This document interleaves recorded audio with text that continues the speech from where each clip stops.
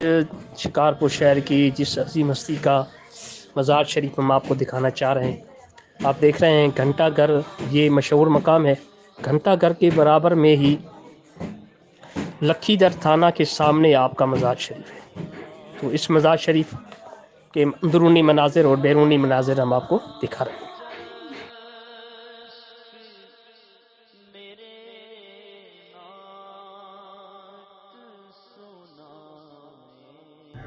बिस्मिल्लाहिर्रहमानिर्रहीम। अल्हम्दुलिल्लाह, आज शिकारपुर शहर की जिस शख्सियत की मज़ार मुबारक की हाज़िरी और इनकी सीरत के बारे में बताएंगे।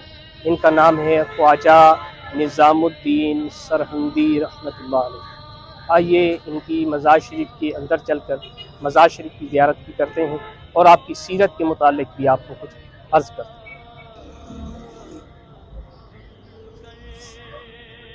आपके मज़ार मुबारक के अंदर दीगर भी आपकी ख़ानदान से ताल्लुक़ रखने वाले बुज़ुर्ग हस्तियों की मज़ारात भी हैं। तो आइए मज़ार शरीफ के अंदर का हिस्सा भी हम आपको दिखाते हैं और आपके मज़ीद दीगर जो आपकी औलाद है उसके मुतालिक भी आपको अर्ज़ करते हैं।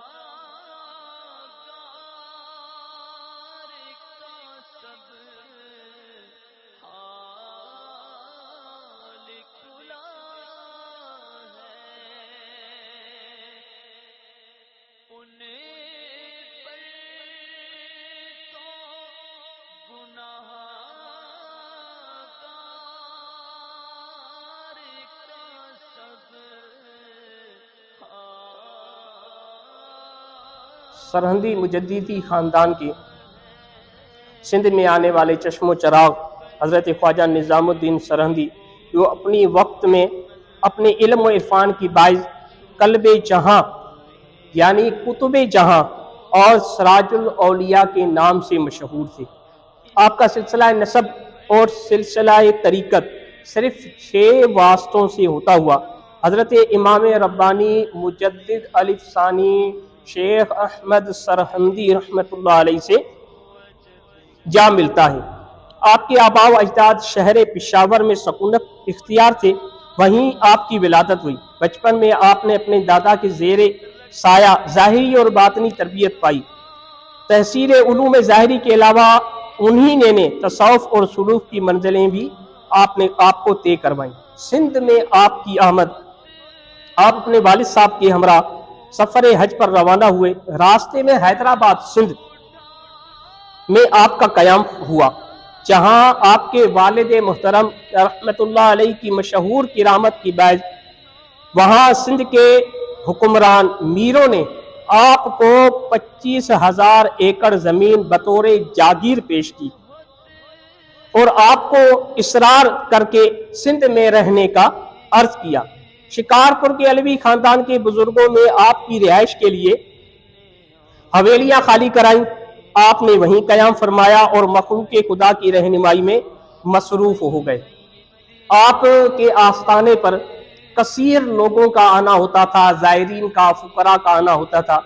आप जिनको पेट भर कर खिलाते, उनकी तरबियत करते, उन्हें सिखाते, समझाते, दीन के अहकामात उन्हें सिखाते। आपकी एक किरामत बहुत मशहूर है कि आप शिकारपुर में एक पानी के तालाब होता था, वहां पर जाते, रात में देर से वुज़ू करते और तहज्जुद की नमाज अदा करते। एक मरतबा आपने देखा कि इस सख्त सर्दी के मौसम में एक शख्स तालाब में बैठा कुछ पढ़ रहा है और पढ़कर अपनी बंद मुट्ठी पर दम करता है। आपने उससे पूछा कि बेटा तुम क्या कर रहे हो? उसने कहा कि मुझे किसी शख्स ने एक वजीफ़ा दिया है कि सर्दियों के दिनों में ठंडे पानी में बैठकर यासीन शरीफ पढ़कर और अपनी मुट्ठी पे दम किया करो, तुम्हारा मसला हल हो जाएगा। तो आपने फरमाया कि अब मेरे कहने पर तुम यासीन शरीफ की कुछ आयतें पढ़कर अपनी बंद मुट्ठी पर दम करो, फिर देखो। तो उस शख्स ने उसी वक्त यासीन शरीफ की कुछ आयतें पढ़कर जब अपनी मुट्ठी पर दम किया तो जब उसने मुट्ठी खोली तो वो सोने से भरी हुई थी। तो आपने इरशाद फरमाया कि ये कोई अमल नहीं है, हमें हमारे बुजुर्गों ने हमें बताया है कि अल्लाह पाक अज़्ज़ व जल और उसके आखिरी नबी मोहम्मद अरबी सल्लल्लाहु अलैहि वसल्लम के तरीके पर अमल करना असल राह निजात है। तो यूँ आपकी ये करामत देख कर भी बहुत सारे लोग जो है वो राह रास्त पर आए और वो अल्लाह पाक अज़्ज़ व जल की इबादत में मसरूफ़ हो गए। हज़रत ख्वाजा निज़ामुद्दीन सरहंदी रहमतुल्लाह अलैह आपने कई तसानीफ़ भी तसनीफ़ की और आपकी एक तसनीफ़ इसरार व रमूज़ नक्शबंदिया है, जिसमें आपने नक्शबंदिया तरीक़ी की खूबियाँ, मशाइख़ नक्शबंदिया के हालात और तसव्वुफ़ व सलूक के बहुत से राज व रमूज़ बयान किए हैं। इसके अलावा आपकी एक तसनीफ़ मखमस करीमा भी है। इसके अलावा भी आपने बहुत सी तसानीफ़ तहरीर फरमाई जो कि अब नापेद हैं। ख्वाजा निज़ामुद्दीन सरहंदी रहमतुल्लाह अलैह, चूँकि यहाँ पर बहुत सारे औलाद में से बुज़ुर्ग हस्तियाँ गुज़री हैं, इनमें से एक बुज़ुर्ग हस्ती हज़रत पीर निसार अहमद सरहंदी मुजद्दिदी फ़ारूकी रहमतुल्लाह अलैह, जैसे कि इनकी मज़ार शरीफ के करीब हम खड़े। आप आलिम बाअमल, अल्लाह के नेक बंदे, कसरत से इबादत करने वाले। कहा जाता है कि आप मुस्तजीबुद दावात थे, यानी आपकी दुआएं कबूल होती थी। अल्लाह के नेक बंदे थे। आपकी चेहरा मुबारका देख कर लोग गुनाहों से ताइब हो जाते थे और तौबा कर जाते थे और नेक बन जाते थे। हज़रत पीर निसार अहमद सरहंदी रहमतुल्लाह अलैह, इनके वालिद गिरामी का नामा पीर गुलाम मुजद्दिद सरहंदी रहमतुल्लाह अलैह, जिनका मज़ार शरीफ मातली शरीफ में है।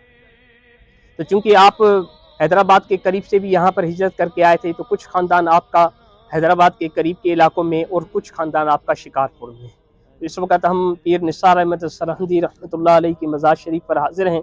अल्लाह पाक अज़्ज़ व जल इनकी मज़ार शरीफ पर करोड़ हा करोड़ रहमतों का नुज़ूल फरमाए और इनकी बरकतों से हमें भी नेक बनने, इल्म दीन हासिल करने और गुनाहों से बचने की सआदत अता फरमाए।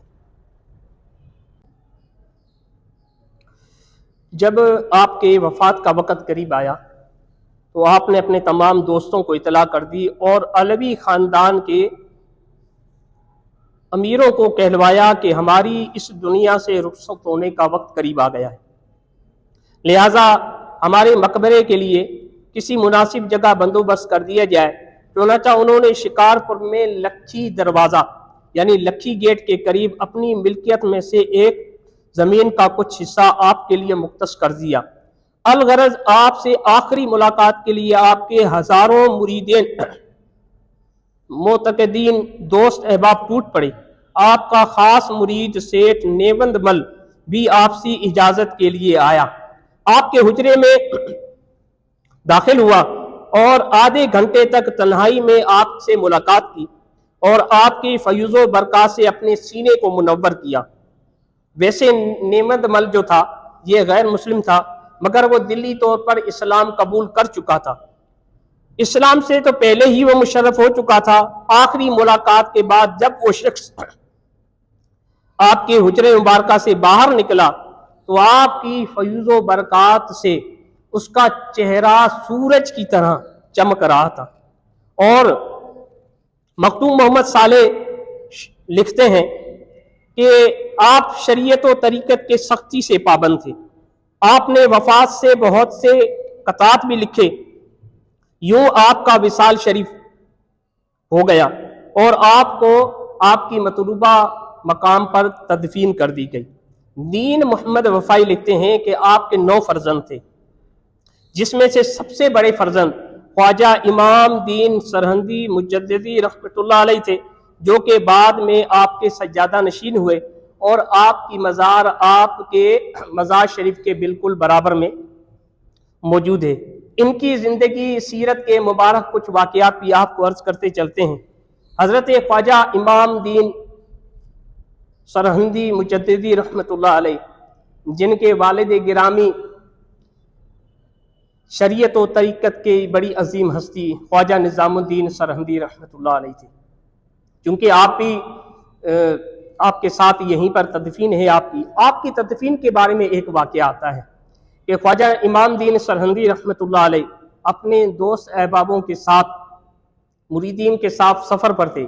जब आप लक्की जो कि लक्की के पहाड़ों में पहुंचे तो वहां पर आपका विसाल हो गया। आपको वहीं पर आपके अहबाब ने दफन कर दिया और दफन करके जब आप यहाँ शिकारपुर पहुंचे तो शिकारपुर में आपके फौत होने की इत्तला दी गई।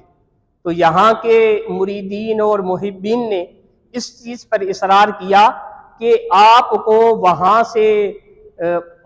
से निकाल कर आपके जसद खाकी को और शिकारपुर में आपका मज़ार बनाया जाए, तदफीन की जाए।